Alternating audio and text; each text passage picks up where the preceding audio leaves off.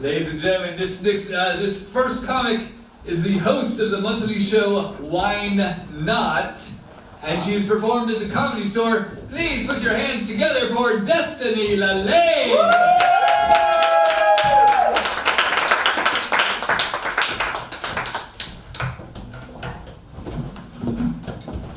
Hello everyone. Fun fact about me, most people don't know this, but I was actually a 3-time All-American national champion race walker growing up. Okay! And when I tell people, they say it makes sense because I'm from New York. But I don't think that you're born gifted at walking fast because you're born in the state of New York. I think it's hereditary. Considering how quickly my father walked out of my life. I suffer from resting interviewer voice.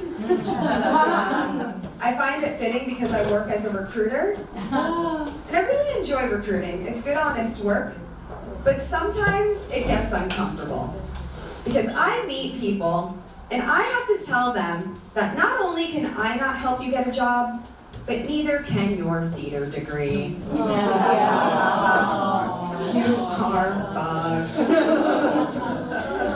And dating as a recruiter is interesting because no one wants to date you, but everyone needs a job. And the unfortunate part is that these guys aren't really qualified for either position. Growing up with the name Destiny was interesting. I will say it had its perks. It was actually the best form of birth control because I had to grow up knowing that my first child would be referred to as Destiny's Child. Yeah, so no kids, but I am single and I am dating. And I love online dating. I'm not one of these people that's gonna sit up here and trash it. I just don't think it's for me. And I say this because I've been online dating aggressively for the last 4 years, and I'm still single. Maybe you guys can give me some feedback. My bio says that I'm 4'11" in heels, 120 pounds soaking wet, and 115 pounds when I squirt. And I'm still single, so I'm thinking about it, and I'm trying to switch it up. So I started using this Citizen app. And if you're not familiar with the Citizen app, it tells you about local crime in your area. And I decided that I'm going to start using it for dating. Because I love a bad boy. And this app lets me know where they are, what they're up to. And I'm also territorial. So I like that in the comment section, there's a bunch of women willing to tell you what they think they saw and heard. I definitely recommend you try it out. And here's my problem with short guys. Short guys will do anything to make it work because I'm 4'11". These guys, they'll deal with my personality. They'll pay off my credit card bills. They'll deal with my boyfriends. It turns out short guys don't want to be looked down on, but they do want to be walked all over, ladies.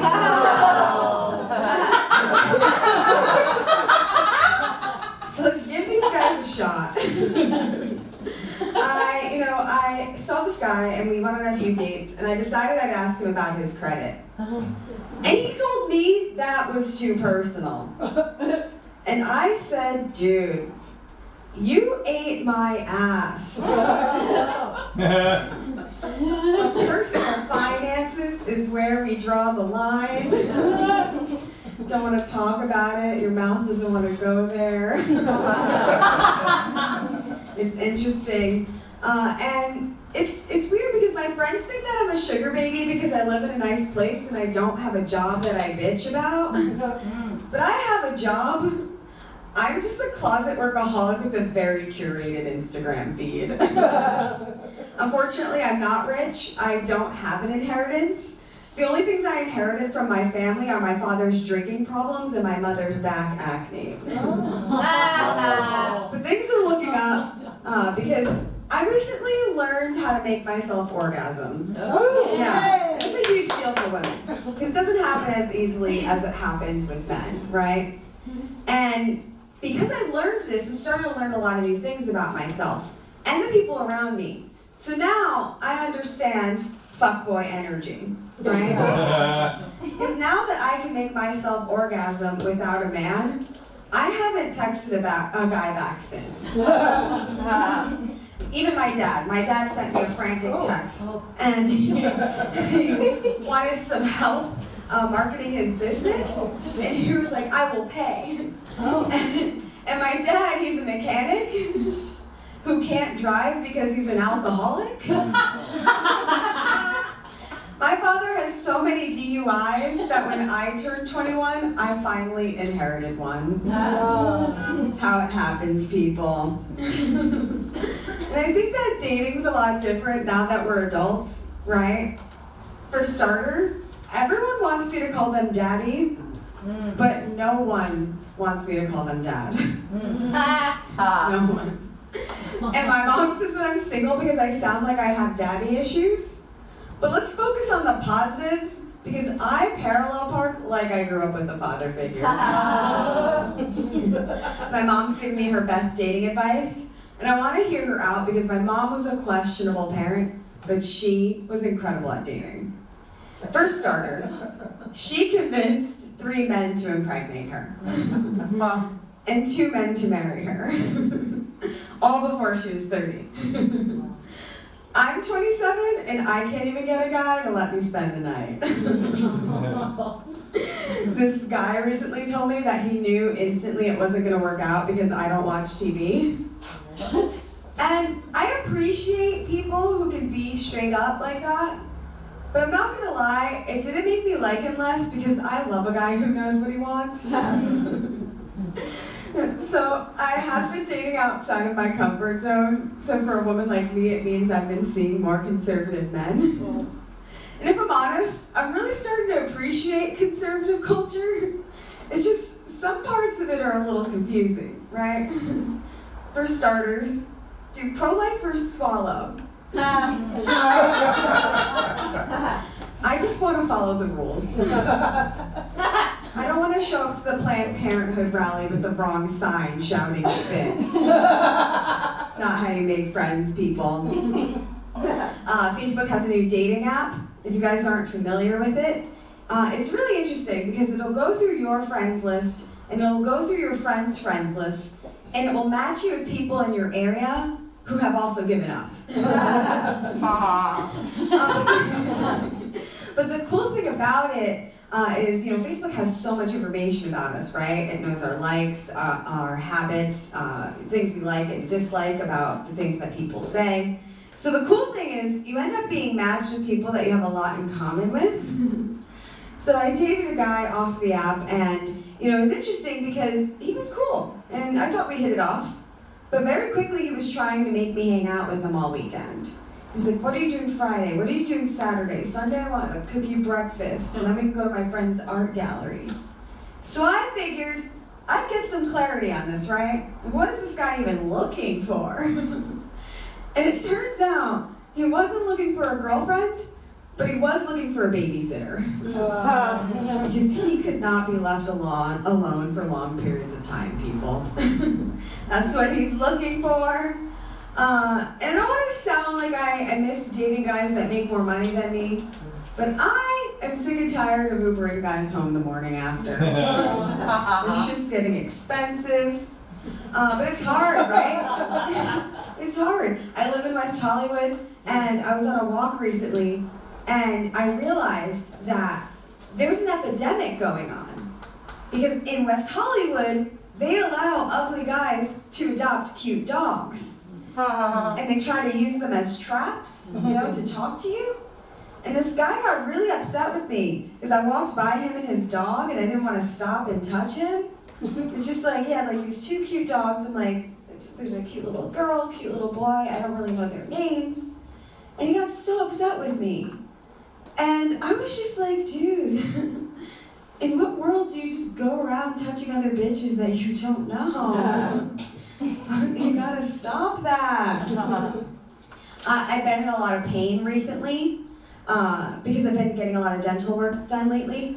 And when I tell my friends, they're really confused because, like my myself, my teeth look perfect on the outside, but on the inside, they are rotting away and need medical attention yesterday, people.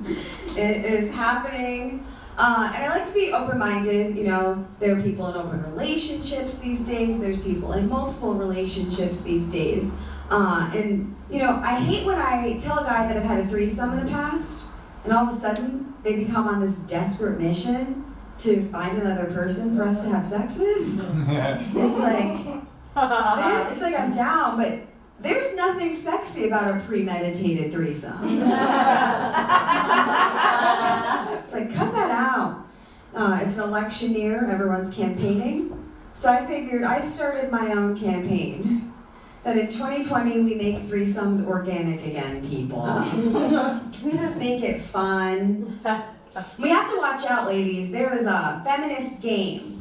Not sure if you've seen this. These guys, they hardcore identify as a male feminist, they'll call themselves. They're getting butterflies tattooed on themselves. They'll write an essay about femininity online. It's interesting, gotta watch out for it. Like this guy, he invited me over, and I thought we were just gonna hook up, right? Like we all do it. It's not a big deal. And I go to this guy's house at 11:30 at night on a Tuesday, and he texted me when I was on my way there and said, "Is it okay if you come over and we don't hook up?" Feminist game, right? So I go to his house. He has 2 cups of wine just waiting for us, 2 breakfast tacos. And I'm like, okay, like, this is obviously game, right? So we eat our food, we have our drinks, we have our conversation, and we start hooking up. And we go upstairs, we go to his room, we get naked, and he actually tells me that we can't have sex. Because he's exclusively having sex with his ex-girlfriend that moved out of their place 9 months ago. This is where the feminist game comes in. I couldn't help but find it attractive how he respected her physical and emotional boundaries. Feminist game, people. And it's interesting because I think that guys are a lot more territorial these days than they once were. I brought this guy home recently, and he actually, we went out drinking, went back to my place, and he pissed all over my floor. Oh my God. And I don't want to sound old school, I know I'm a millennial, but hear me out. Back in my day, we marked our territory by leaving a guy with a hickey, you know? Maybe snap a quick Instagram story, tag him in it. It's an easier cleanup, easier to hide. Hear me out, people. But I am trying to work on myself. I'm taking yoga classes. But sometimes I just feel like some of these classes aren't for everyone. I tried Pilates, I wasn't feeling it. I was trying yoga at this one studio, and I felt like it was a bit pretentious. The woman starts out with a little monologue about how her friends, feeling down recently. And, they recently lost their Lululemon sponsorship. Things are hard. I realized 15 minutes into this bullshit yoga class, this wasn't for me. So I tried to be discreet. I tried to leave the class, very quietly. And this woman followed me out and said, "Destiny, I thought you came here this morning to be present." And I said I did. But 15 minutes into this yoga class, I realized that for $200 a month, I don't need to come to this modernly designed gym on Sunset Boulevard to be present. It turns out I can do that at home for free. And my sister is upset with me because I'm not going to make it back to New York City for her baby shower. Which I found to be a little ungrateful of her, guys, because I definitely Venmo'd her enough money to get an abortion the second. Thank you, guys.